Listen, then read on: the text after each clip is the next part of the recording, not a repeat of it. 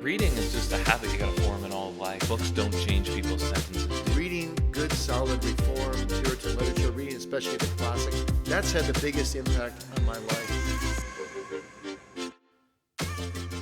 Well, g'day and welcome to another Reformers Bookcast. We're here at Reformers Bookshop in Sydney, and we have a guest with us today, David Robertson. It's great to have you with us, David. Nice to be with you. Thanks for coming by. Yep. And it sounds like from your accent you've come a long way. I have. I've come all the way from Dundee, Scotland. Very good. Just to come to the Reformers Bookshop. That's it.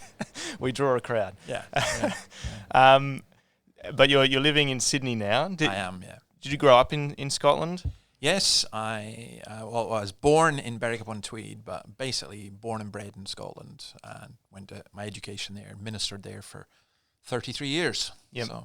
And am I right in that you were at the same church as Sinclair Ferguson? Yes, I went to St. Peter's Church in Dundee, which was the church of Robert Murray McCheyne, which I'm sure being in the Reformers Bookshop, you will all know. Yeah. So that was actually the first book I wrote, was Awakening a Life of McCheyne. Hmm. And then I was there for a number of years, and in the past, I think 6 years ago, I asked Sinclair if he would come and be my assistant, and he said yes. So it's not bad. It's quite funny because I remember one guy, student, coming up to me afterwards, and you see in Scotland we don't have any famous Christians. Sinclair's very famous in America or in Australia, but not in Scotland really. And I remember one of the students coming up to me afterward and said, "Hey Dave, you better watch yourself. The old boy's pretty good." I was like, "Yeah, he's just the best preacher in the English language." So it was wonderful. World renowned. Yeah. So it was great working with him. I just loved him. Brilliant. Good. You know. And what brings you to Sydney then? I'd been in McCheyne's church since, for 27 years. And I was very, very involved in evangelism and outreach. That's how the church grew. When we went there, just a handful of people, and we grew, and there was church planting and everything else. And I did feel that evangelism was the need of the hour, and I had certain ideas. And basically, I came to Sydney to set up a project with City Bible Forum, because people say, "Why did you come to Australia?" I say, because they asked, and basically they were the only people that asked. So I just thought, I've got this opportunity. I remember speaking to Oz Guinness and saying, "What do I do? I love being pastor of this church. I love what I'm doing, but I can't continue to do both." And he said, "Yeah." And he said, "You have to do the evangelism." And he said, for his point of view was he'd preferred if I'd stayed in Europe, London or Edinburgh or something, and used that as a base. But the choice was Europe, America or Australia. For various reasons, America wouldn't work. Lots of reasons, mainly me. My sense of humor probably doesn't go down too well there. And Australia asked, and I just thought, do you know this? Initially, the reaction was no way. And then we just prayed about it, and I won't bore you with all the details, but a number of prayers were answered, and we've been here for a year. And you're enjoying it?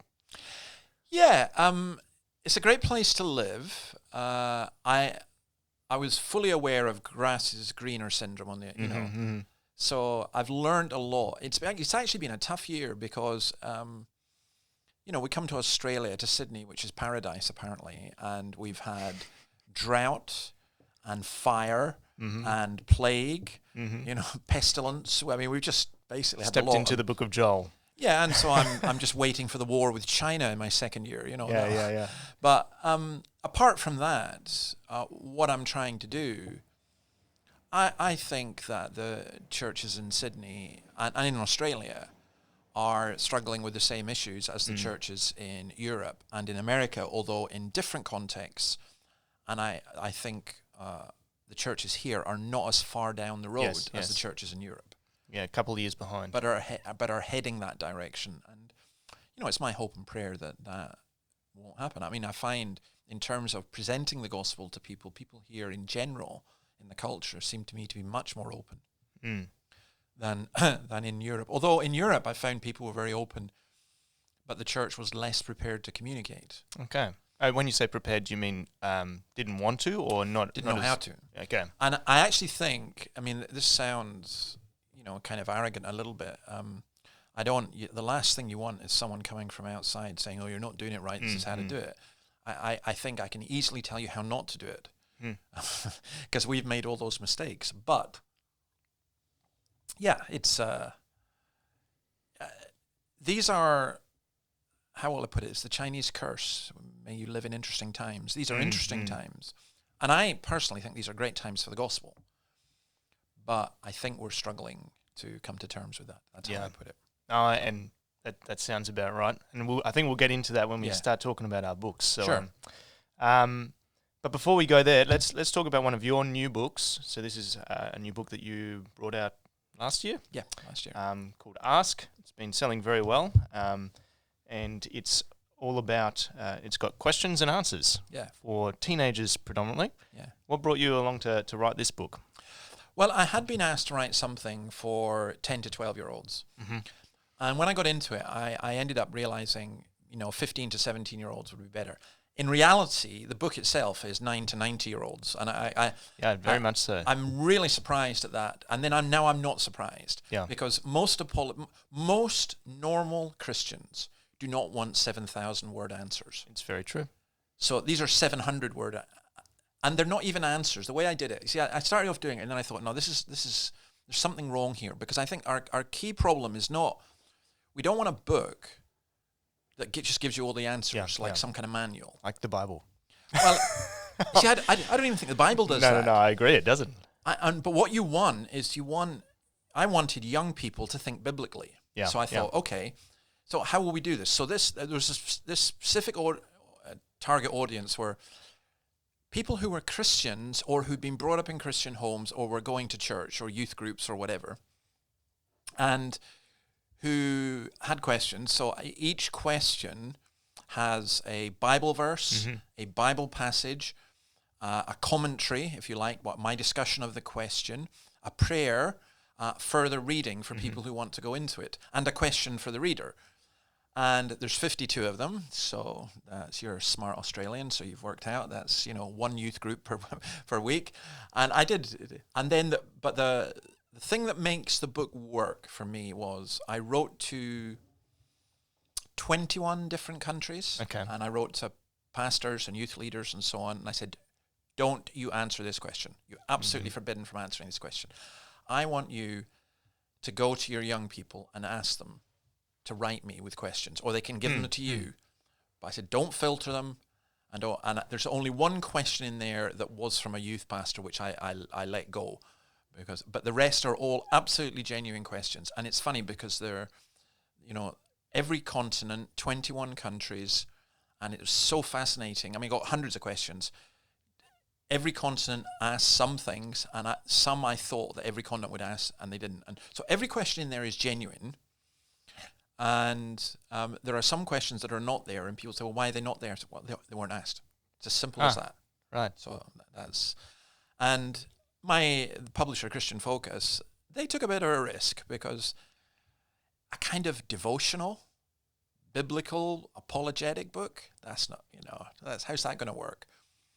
But they did me a huge favor. I loved the cover, because that's actually the designer's hand, and it, pink and blue. And initially, Christian Focus said, "Don't do pink and blue," and the designer said, "No, pink and blue is really in." And I said, "Yeah, no, leave it pink and blue, because it's all about identity anyway." Right. And every continent asked about. It's interesting. Every single continent asked about transgender. Every single one. Only the Western countries asked about suffering. Huh. Isn't that amazing? That is amazing. That for me was the most amazing. Do you know? Yeah. Because I've noticed a trend in the Western Christian blogs that it feels like an overweighting on stuff on suffering. Yeah. I mean, in one sense, suffering's a big one, and in one sense, every country asks it. But it's very interesting, because the suffering question often is, for some people, it's C.S. Lewis's The Problem of Pain. It's a philosophical question. It's usually an argument against God. And for other people, it's C.S. Lewis, A Grief Observed. Yeah. It's personal pain. And that's a different question. Yeah. And I just found it fascinating. So I actually wrote it here in Sydney. I was here on a sabbatical, which is how I ended up being asked back. And I was up in Moore College, and I just sat, every day I went in and sat down and wrote an answer to another question. That's great.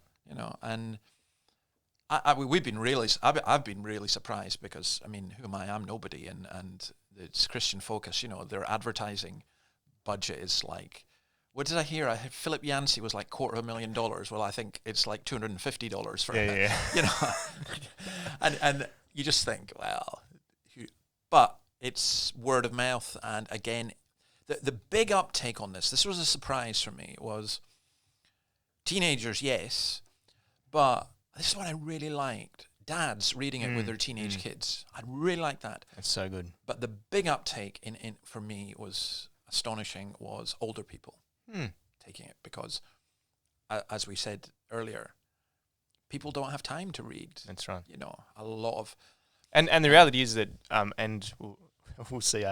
Veith talks about this in the book that I brought. Is that there's just so much information out there that. Well, we're drowning. We're drowning. We're drowning. Where do you even go to find the answers to these and the questions? internet, we're drowning, and Googling stuff. No, and so on. So the point of the whole book was to try and get people to think for themselves biblically. So there are some questions. You know, there was a lovely question which I liked about North Korea. What would Jesus do about North Korea? I thought that was interesting. And that was from someone in South Korea. Now, my initial reaction was just to put nuke 'em. But I thought, okay, that's the Trumpian answer. I better not do that one. And I just, you know, but what that does, it's a genuine question for him. But what that does is it enables you to think of an overview of, well, where does the nation state come from, and what involvement does Christ have with politics, and it just opens up 101 things. But you're looking at things and you're saying, I mean, I like cricket. Now, you see, I could say I'm an Aussie. This is strange. A Scotsman who likes cricket. But this Australian cricketer gave me cufflinks. That's a bat and a ball, which is just really, really cool. It is cool. This is the first time I've worn them, actually. We feel very privileged. And I like, I like cricket a lot. And what I do, I'm not really an expert in anything. I guess Weimar Germany, perhaps, or maybe, well, McShane. I'm pretty well an expert in McShane, but I'm not really an expert in anything. But I used to do a lot of stuff on a program called Unbelievable, and the presenter said, well, we like having you on, David, a lot because you're jack of all trades. And Generalist. I said, but master of none. He says, yes, but that's like nearly all the people who listen to us. So I think it's really, really good that you've got your experts who are very, very good at things. I'm not an expert on anything. And so, but I think about things all the time.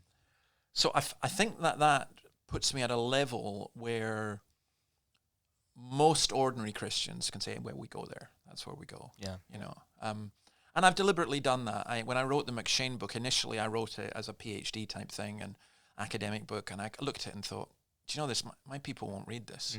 So I just scrapped it and redid it instead of 10, you know, we're in a bookshop, so you know the format, B format, 50,000 words, 10 chapters, 5,000 words each. I did 20 chapters, 2,500 words each.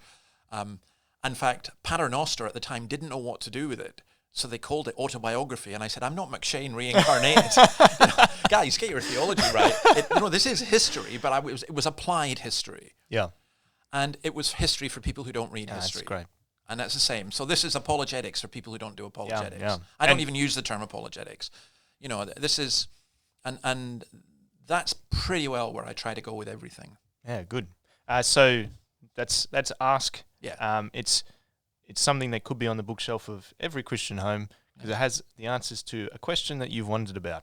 No doubt. And I tell you with that, Ask, the reason it's ASK is Ask, Seek, Knock. And that's because I had this crazy idea as well. I thought, do you know, if this works, I'm going to do another one called Seek. So I'm writing that just now, and another one called Knock. And Seek is really for non-Christian teenagers. Nice. So young people who, I do a lot of work in schools here, and it's fabulous, it's fantastic. You know, young people are so open to the gospel because we're so radical, we're so, they're being indoctrinated in different things, and we're coming along and saying, nah, question things. You know, and I love that. So I'm doing Seek, so if anyone who's listening to this knows anyone, a teenager who might want to throw in a question for that, go for it. Fantastic. 'Cause I'm doing that. And then Knock Knock is more pastoral, so people who are struggling with personal issues and other things. So that's the plan, if I ever get round to it. You know, but we'll see. Sounds good. So one of the things we love to do on the Bookcast is sort of like we get together and chat about some books. All we're missing is the pub and beer or whiskey, maybe. Whiskey, absolutely. Malt. Yeah. But never mind. Actually, I'll tell you a funny story. Christian Focus, they send us their books in whiskey boxes sometimes. I'm not surprised. There's a lot of distilleries around. I mean, here, it's like, I tell you, I feel like almost blasphemy because I was down in Tasmania and they said, you've got to try Tasmanian whiskey. And I said, Australian whiskey? You're joking me. No way. And it's probably the best I'd ever tasted. And I felt such a traitor. And then I was speaking to a whole bunch of lawyers and they'd heard I like whiskey. So they sent me a bottle of Japanese whiskey. And I said, no way. That's a step too far. And it's now the best whiskey I've ever tasted. Oh dear, I really feel backslidden as a Scotsman. Well, we anyway. won't. Well, hopefully this doesn't get out to Scotland. So we brought some books along that talk about culture and Christianity and what's happened in the last few hundred years in terms of culture. Why don't you tell us about the book that you brought? Okay, it's hot off the press because it's That Hideous Strength, which has been around for a wee while, by Melvin Tinker. But this is the expanded version. I know Melvin, and when he brought the book out, I did say to him, my only disappointment with the book was it was too short. It's very punchy, the Because original. it raises huge issues, and it's a deeper look at how the West was lost.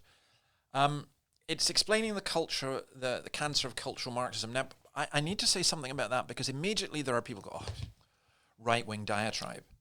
I'm saying, no. You've really, really got to grasp. People say, well, cultural Marxism doesn't exist. Well, I don't care what you call it, but it exists. And it's the thing out of which queer theory comes. It's the thing out of which cancel culture comes. It is the thing which is, it's the philosophy which is predominant in for a bizarre reason, which I still haven't entirely worked out. It is predominant in the elites of the academy. When you say the academy, you corporations, mean like the... academia. Universities. Universities, particularly. Yeah. The elites of the academy, corporations, judiciary, and you're thinking...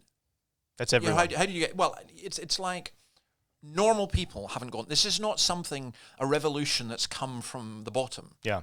This is entirely down. from the top. Yeah. This is from your Etons and your Harrows and your Sydney University and your Yale and your Harvards. Yeah. And I love Doug Murray has a book called The Madness of Crowds. Well, I would probably have called it The Madness of the Elites, but it's there. That Hideous Strength, of course, is a reference to the last one of the C.S. Lewis Space Trilogy, which is absolutely brilliant. I think Lewis foresaw this. And I think his description in That Hideous Strength. So I got halfway through this and I was freaking out. Yeah. Because you're exactly right. You can see whatever you want to call it, that this ideology has infiltrated all of these culture building institutions. Yes, it's predominant. And you go, well, what can you do? Well, the interesting thing, even since Melvin wrote the first one, the phrase I would use is the revolution eats itself. So when you live in to see Germaine Greer being no platformed, it's just hilarious. Yeah. You know, the revolution eats itself. And that's actually madness. Gene Veith, in my book that I brought along, PostChristian, he starts off in his introduction saying that. Yeah.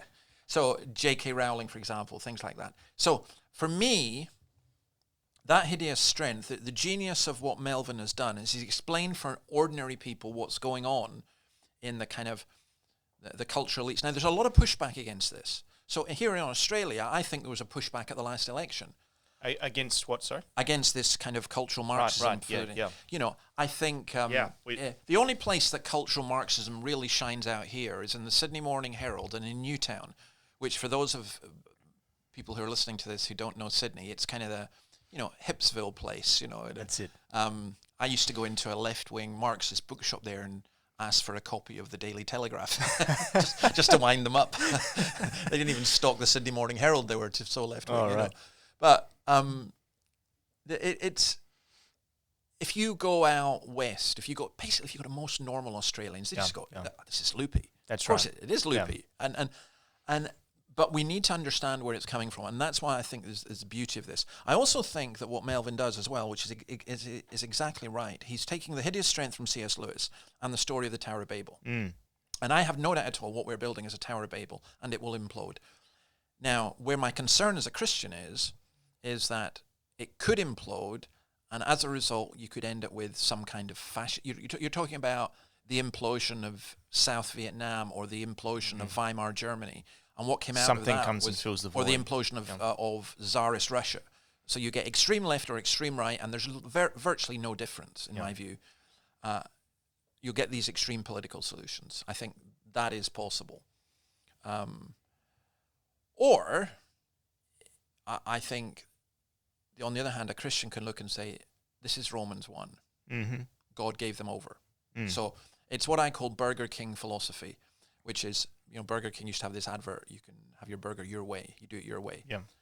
And I think Romans 1 teaches us the absolute worst punishment that God can give us is not to smite us, but is to say, go your own way. Yeah, that's right. That's right. And I think that hideous strength it demonstrates how mad human beings will get. Now, I do a podcast every single week called Quantum, and each week I kind of say, right, it's not going to, you're not going to get crazier than this.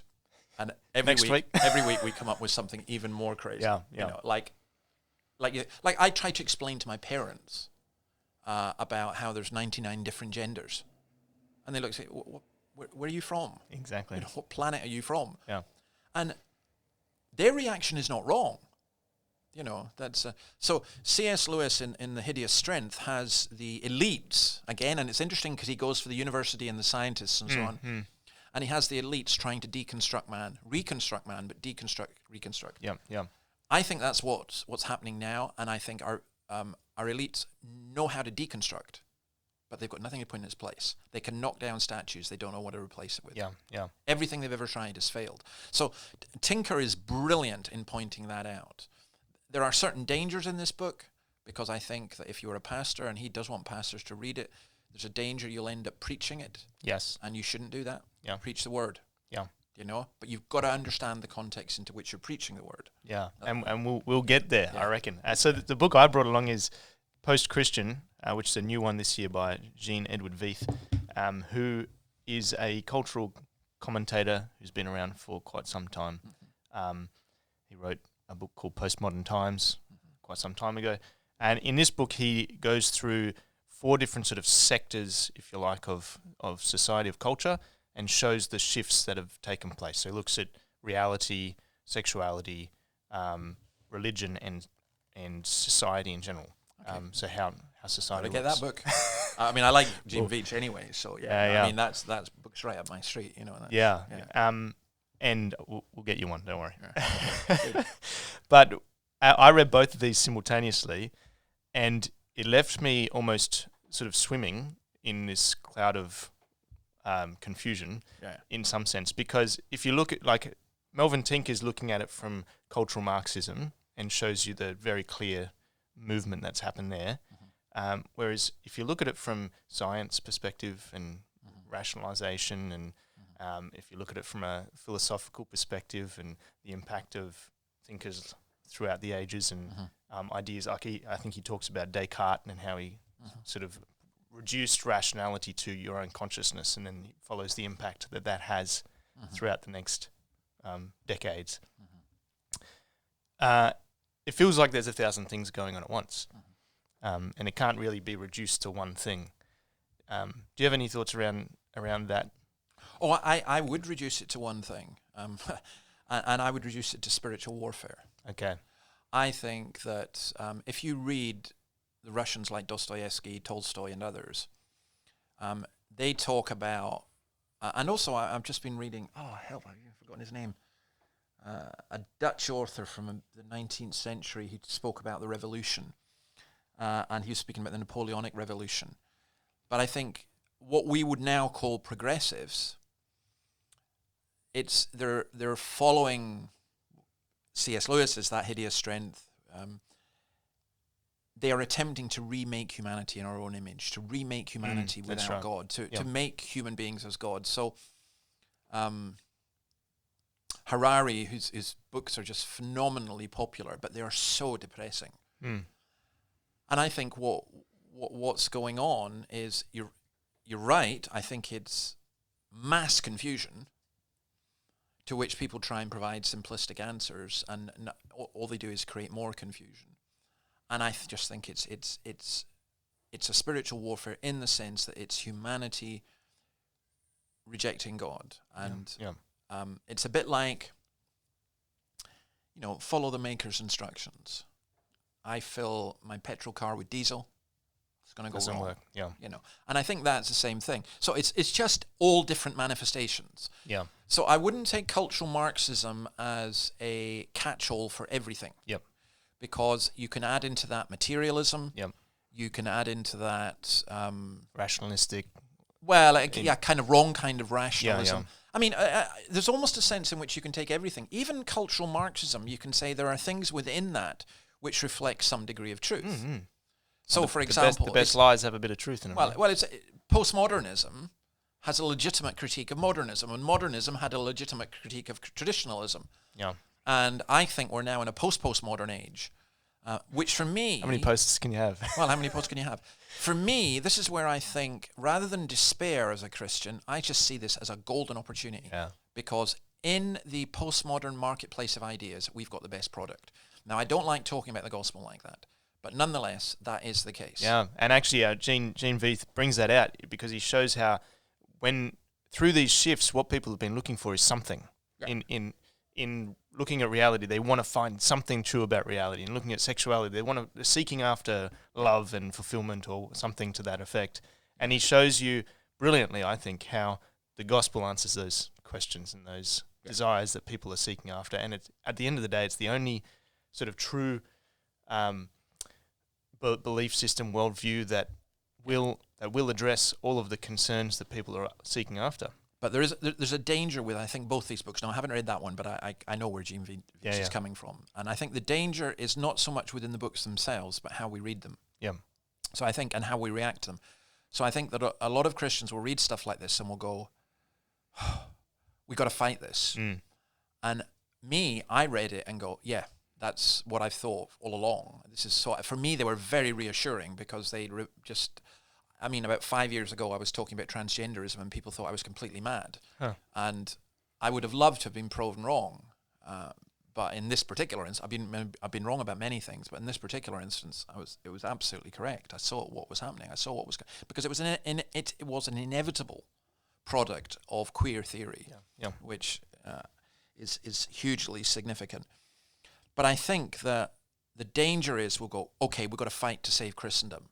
My view is Christendom's gone. And I think it's a bad thing, by the way, that Christendom's gone. I think it's not a bad thing for the church. So when you say Christendom, what do you mean by that? I mean societies which are governed by Christian principles. Okay. Where Christianity is the fundamental ethos. Yep. And I'm saying that's gone, that's being destroyed, but just like Sweden, people don't know what to replace it with. Yeah. And we're going to end up with absolute chaos. We're probably going to end up with... We'll hold you to this, by the way. Yeah, some form of Chinese corporate Marxism, right, dominating most of the world. I suspect. I don't think Islamism will. I think the big dangers facing Western culture are Islamism, are what I would call progressivism, which you can tie into the cultural Marxism. I think the corporate Chinese communism is profoundly dangerous, way more dangerous than most people realize. Although, interestingly enough, that's now beginning to surface. I also think that there is an enormous danger in terms of just materialism, greed. Yeah. That's ingrained into Western culture now, and I think has become the predominant philosophy, predominant way of thinking, and just not just materialism, but hedonism. So I think there are all these dangers, and these two books, I suspect, reflect on them. But our answer to those is not to go the complete opposite. Yeah. Mm. So the opposite, for example, to cultural Marxism is not just to deconstruct the deconstructors, but it's to proclaim Christ. Yeah. And it's so the identity thing. So I've done outreach events which were on same-sex marriage, and people say, well, how can you do an outreach event on same-sex marriage? You do a political event on same-sex marriage. No, that was a mistake. By the way, that's the mistake you made here in Sydney.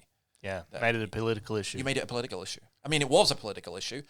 And yes, I don't think the church was wrong to speak into it, Yeah. but it was the wrong battle. We've got to pick our battles, but most of all, we've got to proclaim Christ. And that for me is the absolute key.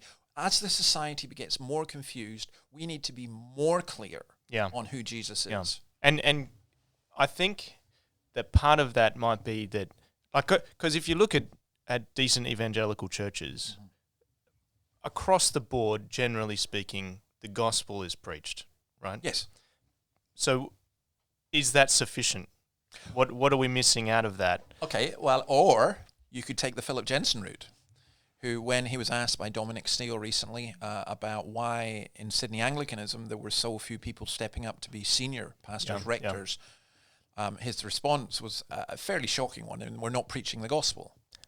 Yeah, so now explain that out, because I've had this thought for a little while, so I'm keen to hear your ideas. Well, I think basically he was right, because he wasn't saying people are not preaching the atonement or Jesus is the Son of God and so on, but he's saying, where's the vision? Yeah. And if people are not getting the vision, and they're Christians, are we preaching the gospel? And I think he has a serious point, because I think what we've done is we water down the gospel. So here, for example, let's just... I call it a light gospel. Well, you do gospel light, or there's a little bit of fearful, or... I mean, if we're biblical Christians, and here we are in the Reformers Bookshop, and of all people, the Reformers knew the sinfulness of the human heart. Yeah. And we constantly have to deal with that. And my fear a little bit is that, now this would be a little bit more controversial, I think that the church in the West has become quite Americanized. And the American church, I mean, J.I. Packer, who was recently gone, great man, was once rumored to have said, I think he did say, that the church in America was 3,000 miles wide and 1 inch deep. I think that's slightly unfair. There are many, many fine American churches, and we owe a lot to American Christians. It's true. I can think of lots. I mean, I personally owe a lot to someone like Tim Keller or R.C. Sproul or people like that. However, and a cultural commentator like Al Mohler is absolutely superb. However, overall, I think the Americanization of the church in the West has been quite harmful. So when you say that, are you talking about having a lighter doctrinal? Yes, I think it's more money-based. Yeah. I think all churches... Numbers, money... Yeah, all churches reflect the culture they are in. So, in Scotland we're very tribalistic. Right. But we all do to some extent. And I think we have to fight against that by continually bringing ourselves to the mirror of God's word. And of course there are churches in America that do that, but I'm talking about general culture. And so there's that, in American culture, there's that very can-do attitude. We can do it, So I always used to say culturally, you'd ask a Scottish preacher, if it was on the day of Pentecost, if he'd been preaching on the day of Pentecost, and he'd ask, how'd you get on? They would say, oh, well, all right. Plodding on, 3,000 people converted, but trouble's coming, That's kind of. Or on the other hand, you ask an American, just how do you get on? Oh, awesome, man! It was just great. It was just, and these are cultural things. In and of themselves, they're not wrong, but I think what happens is, I think what's particularly happened is a focus on programs, methodologies, and money. Yeah, and I think those are really harmful. Yeah, and I see that happening here to some degree. I also, if you've got that, then you get a lot of rivalry. So you're the Reformers Bookshop. As far as I know, you're pretty well a monopoly here in Sydney. But let's say there were 3 other bookshops. The danger is that you end up working hardest to go against the people who are closest to you, because they're your immediate competitors in the market. Yeah. And I think that's the same with churches. Churches will say, we're going to try and reach out into the community. In reality, what they end up doing is competing for people who are already going to church. And I think we need to just step back. And, one of the things of the whole COVID thing is maybe, I haven't seen much of this, but maybe it will cause not just the society, but the church to repent. I hope so. I hope so, yeah. But we'll see. So then if part of the problem is that we are preaching, or some churches are good churches are preaching a true gospel, but maybe a light gospel, how then do these books help, say, pastors and lay people in building out a Christianity that's bigger than just the atonement, if I can say that. I think the key way they help is they're not reactive. So what we end up doing is, if we're at a fairly shallow level, we keep reacting to things. I think also if you get a better understanding of the culture, you're not surprised. Who's going to be surprised at the transgender stuff? Yeah. You know, if you knew queer theory, you wouldn't be surprised at it. And by the way, I'm fairly certain that polygamy, pedophilia, other stuff It's already is happening coming down the road. Yeah. So I think polyamory just polyamory got is there, passed in a state in the US recently. Yeah. Yeah. So all that kind of stuff. So it helps you understand that.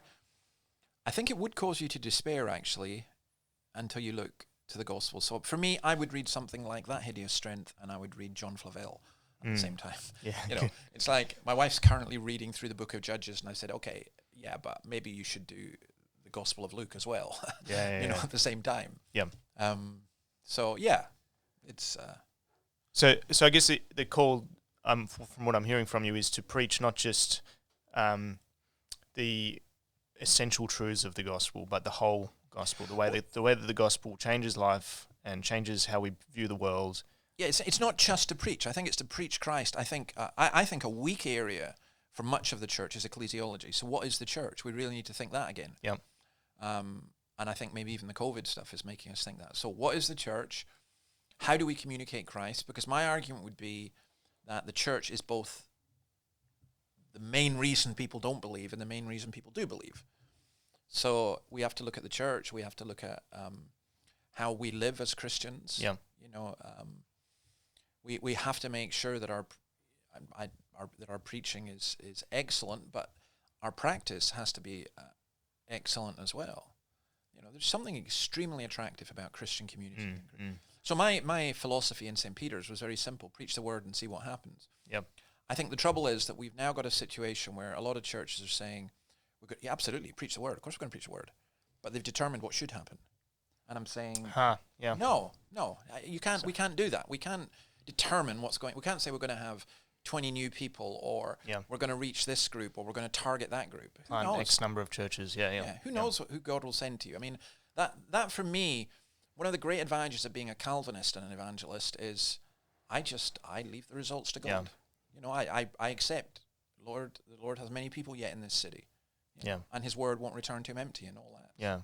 And so Melvin sort of talks about three approaches to understanding that this is what's happening in culture.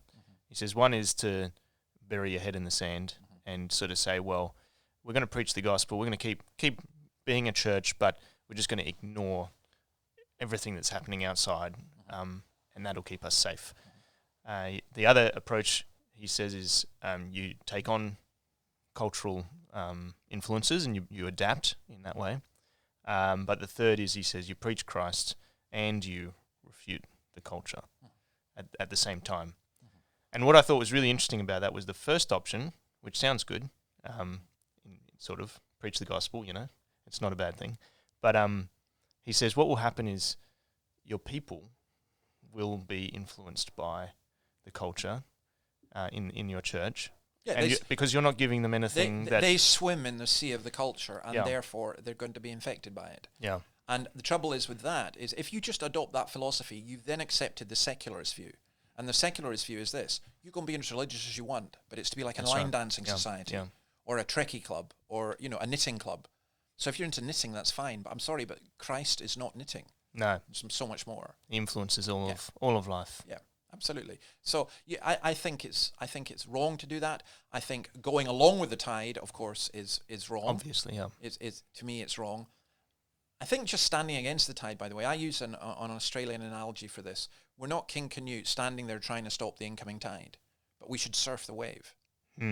And you know, we should use whatever cultural phenomenon there is, not to endorse it or whatever, but to proclaim Christ.